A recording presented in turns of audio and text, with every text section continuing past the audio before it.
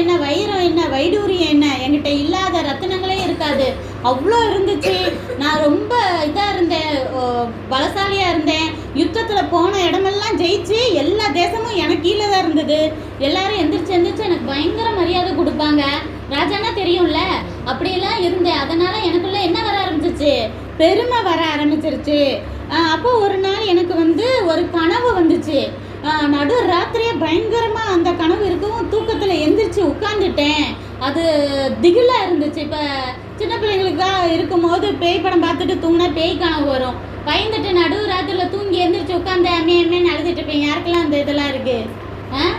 நிறைய பேத்துக்கு இருக்கும் அந்த பயம்லாம், அப்படித்தானே? அது மாதிரி இந்த ராஜாவுக்கு என்னது, அந்த கனவை பார்த்து பயத்தில் தூக்கத்தில் எந்திரிச்சு உட்காந்துட்டாரு.